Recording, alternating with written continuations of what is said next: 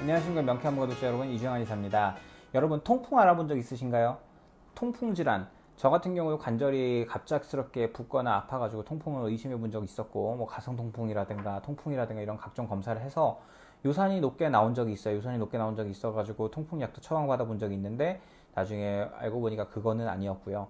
그랬는데 통풍이라는 게 사실상 굉장히 유명합니다. 그 통풍 질환 같은 경우는 통풍 발병한 사람은 보험 가입도 제외되는 경우도 있을 정도로 그만큼 몇 대 질환 중에서 한 가지로 꼽힐 정도입니다.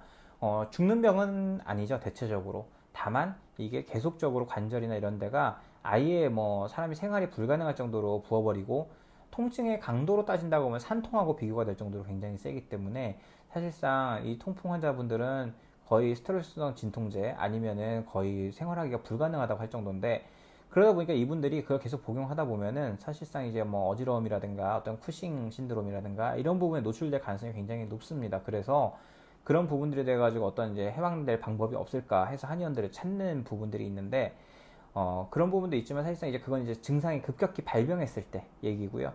증상이 평소에 증상이 생기지는 않았는데 요산이 높을 때 관리 차원에서 먹는 약들이 있습니다. 그 요산 저하제들이라고 얘기하는데, 그 저하제들에 대해 가지고 이야기를 해보려고 그래요. 그래서 한번 보면은 대표적으로 세 가지가 제일 이제 대표적입니다. 제가 혹시나 말을 실수하면 또 이제 말꼬리 늘고 물고 늘어지는 분들 계실 수 있기 때문에 좀 읽으면서 할게요.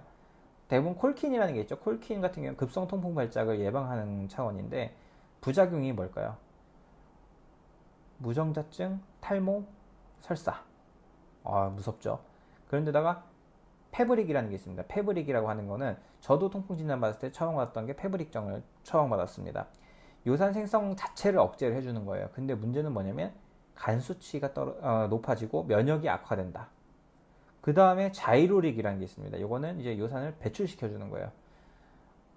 문제는 이것 또한 간 수치나 면역 저하, 면역 약화가 되는 거예요. 그러면은 이거를 먹은 사람들이 치료가 다 잘 됐느냐? 그럼 좋죠. 근데 문제는 오시는 분들 대부분이 오래 복용을 했는데도 별 효과가 없거나 요산 수치는 떨어졌는데도 발작이 계속되는 분들이 꽤 많더라는 거죠.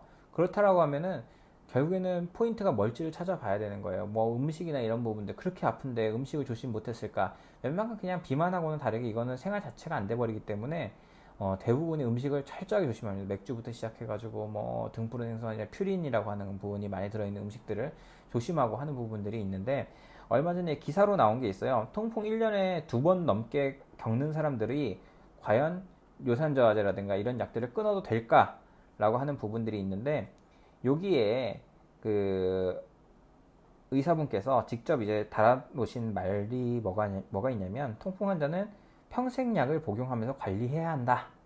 복부 비만, 고혈압, 고지혈증 같은 대사증후군을 동반하는 경우 특히나 더 많이 이제 발병한다라고 얘기를 합니다. 그래서 저희가 환자들 치료를 해보니까 대사증후군 자체를 치료를 해서 혈당이 많이 낮아지고 담즙산이 많이 생성이 돼서 젖산인 피로물질을 잘 제거를 하기 시작하고 하니까 요산의 발작이나 이런 부분들이 많이 저하가 되더라는 거예요. 그러면 결국에는 뭐예요? 크게 상관없는 게 아니라 아주 밀접하게 연관이 되어 있죠. 근데 아까 얘기했던 그 세 가지 약물들 복용하면 어떻게 돼요? 간 수치가 올라가게 되고, 간 수치가 올라간다는 건 뭐예요? 담즙이 생성이 제대로 안 된다는 얘기죠.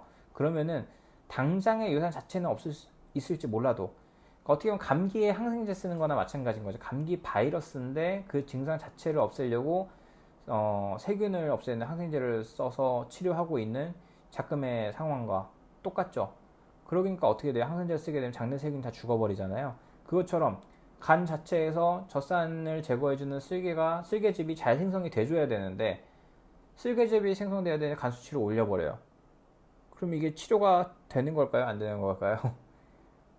판단은 여러분한테 맡기겠습니다. 근데 결과적으로는 치료를 해보니 다 되는 건 아니에요. 물론 이제 생활 습관이나 스트레스라든가 이런 상황이 제일 혈당을 많이 높이고 이제 통증이나 이런 염증을 제일 불을 지피는 첫 번째이기 때문에, 그 스트레스에서 완벽하게 자유로울 수 있는 사람, 글쎄요, 예수님과 부처님 아니면은 불가능할 것 같은데, 그 부분은 불가능하다 치고, 그런 음식 부분에 있어가지고 혈당을 많이 높인다든가 이런 부분에 대한 부분에서 자유로워지게 되면 그래도 꽤 많은 수에서 괜찮아지더라는 거예요. 이거는 통풍에만 해당이 될까요? 아니에요. 류마티스 관절이라든가 이런 자가면역 질환이라고 하죠. 이런 부분하고도 굉장히 밀접한 연관이 되어 있기 때문에 여러분 평생 약을 먹는데도 불구하고 제어가 잘 안 되는 부분들이 있다고 한다면 여러분의 간과 신장이 망가지고 있는 걸 수도 있습니다. 그 간과 신장 자체까지 기능을 원활하게 유지를 하는 상태에서는 그 약들이 좋은 효과를 보일 수 있을지 몰라도 그게 어쨌든 간에 약물 자체에서 따라오는 부작용으로서 그런 증상들이 있다는 것을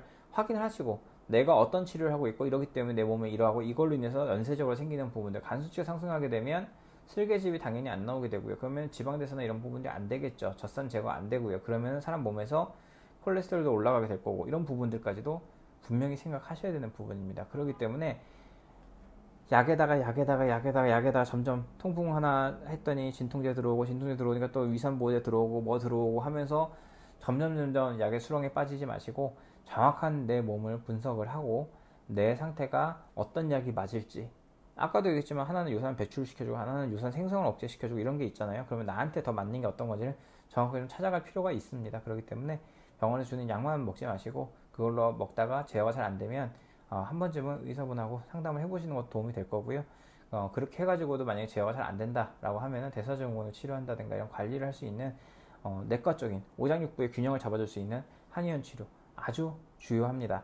그러니까 그렇게 해서 건강을 한번 잘 찾아서 그 극심한 통증 그렇죠. 산통은 1년에 그죠 출산할 때나 평생 많이 나와봐야 옛날에 10남매 그런 분들도 물론 있다고는 하지만 요새는 한두 명 정도 많아봐야 3-4명 이런데 그런데 그거 갖다가 매년 2-3번씩 겪는다 생각해보세요. 그것 또한 쉬운 거 아닙니다. 물론 이제 10개월 동안 이제 품고 있다가 낫는 거하고 좀 차원이 다른 얘기긴 합니다만 그만큼 나중에는 이제 요산 결절이나 이런 게 생기게 되면은 그 요산 결정 자체가 이제 관절에 변형도 오게 되고 그렇게 되면은 이제 수술로서 제거해야 되고 이런 부분들이 있으니까 만만한 건 아닙니다만 그래도 내가 대사증후군이 있거나 한다라고 한다면 반드시 좀 조심해 볼 필요가 있습니다.